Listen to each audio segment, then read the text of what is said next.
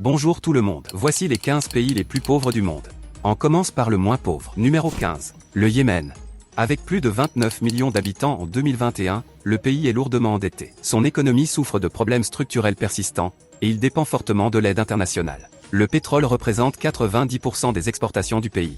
Le Yémen compte un PIB de 871 $ par habitant. Il est classé à la 4e place des pays les plus corrompus du monde. Numéro 14. Le Burkina Faso. Le Burkina Faso compte 21 millions d'habitants en 2022, et affiche un taux de chômage de 45%. Le pays possède des ressources naturelles comme l'or et le zinc. Avec un PIB de 831 $ par habitant, l'économie burkinabé est affaiblie par les conflits et les guerres. En 2022, le pays s'est révolté contre la présence militaire française, et la jeunesse burkinabé soupçonne la France d'être facteur de déstabilisation économique et d'insécurité pour le pays. Numéro 13. Le Libéria. Un pays d'Afrique de l'Ouest avec un PIB de 769 $ par habitant. La situation économique du Libéria est devenue critique dans les années 1980 et s'est aggravée avec la guerre civile. Numéro 12. Le Tchad. Un pays d'Afrique centrale, sans accès à la mer, producteur de pétrole depuis 2003, avec un PIB de 754 $ par habitant. Le Tchad est devenu très dépendant du pétrole alors que son économie reposait auparavant sur l'agriculture. Il est classé le 15e des pays les plus corrompus du monde. Numéro 11. La République démocratique du Congo. Avec un PIB de 703 $ par habitant, la République démocratique du Congo possède 70% du cobalt mondial. Son sous-sol contient aussi de l'or, du diamant et du cuivre. Le pays compte 111 millions d'habitants en 2023. L'économie de la RDC est fragilisée par des conflits, l'instabilité et les troubles politiques. Numéro 10. L'Érythrée. Le pays possède 3 500 000 habitants. Son économie souffre des guerres et des conflits. Avec un PIB de 699 $ par habitant, l'Érythrée possède des ressources naturelles comme le cuivre, l'or, l'argent, le granit, le marbre, le potassium, le zinc, le sel, le fer, ainsi que quelques sources de gaz et de pétrole dans ses eaux. Numéro 9. Le Mozambique. Avec la moitié de la population qui vit sous le seuil de pauvreté et un PIB de 578 $ par habitant, de vastes gisements de gaz sont découverts en 2010 dans la province de Cabo, pouvant faire du Mozambique un des 10 premiers exportateurs mondiaux d'hydrocarbures. Dommage que son économie repose essentiellement sur l'agriculture. Numéro 8. Le Niger. Un PIB de 573 $ par habitant, l'extraction et le traitement du minerai d'uranium constituent sa principale source de revenus. Le Niger est à la 8e place des pays les plus pauvres au monde. Pourtant le pays est le 4e producteur mondial d'uranium et détient la 6e plus grande réserve. Les deux principaux sites se trouvent à Somaïr et à la Cominac et sont exploités par le groupe français Orano. Le Niger est parmi les 20 pays les plus corrompus au monde. Numéro 7. Le Sud-Soudan.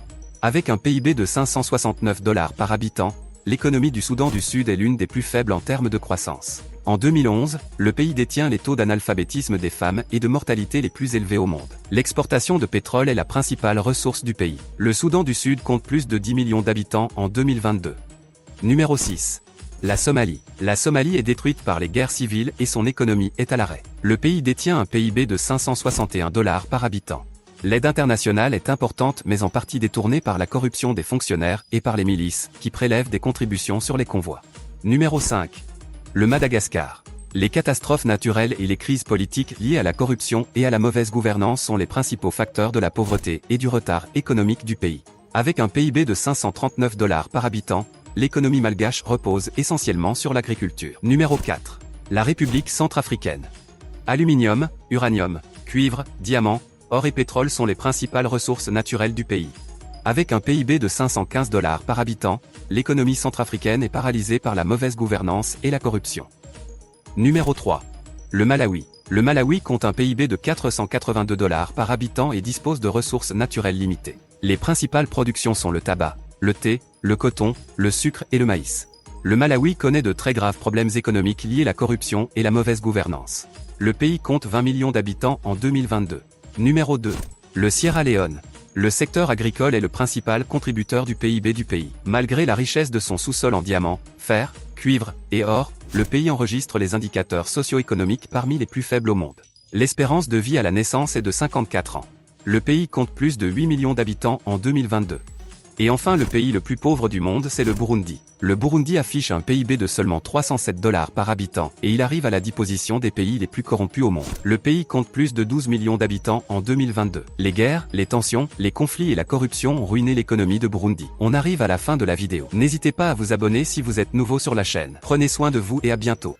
Alors bonjour. J'espère que vous allez bien.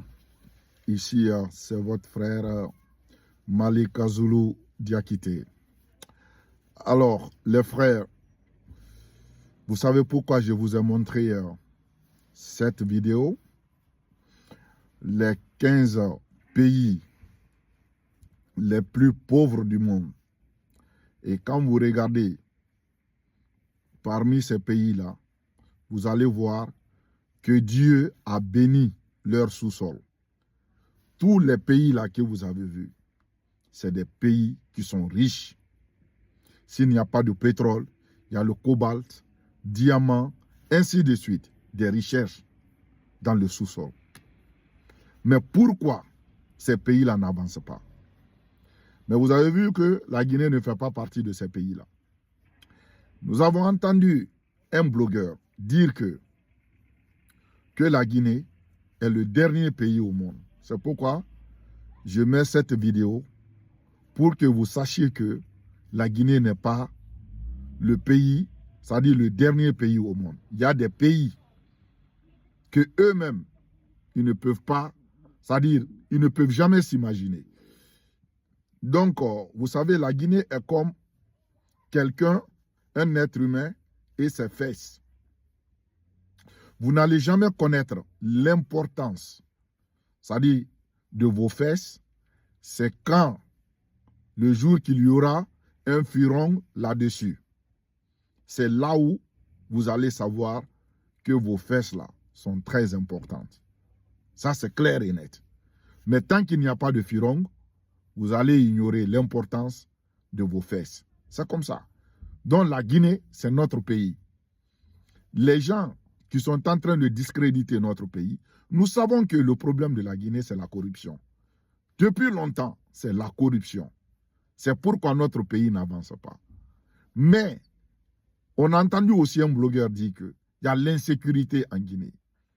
Il y a l'insécurité. C'est-à-dire, la première puissance africaine, je vous dis bien, la première puissance africaine, l'Afrique du Sud, allez-y regarder. Les 5 pays au monde, là où il y a plus d'insécurité, l'Afrique du Sud, si l'Afrique du Sud n'est pas 4e, l'Afrique du Sud est 5e.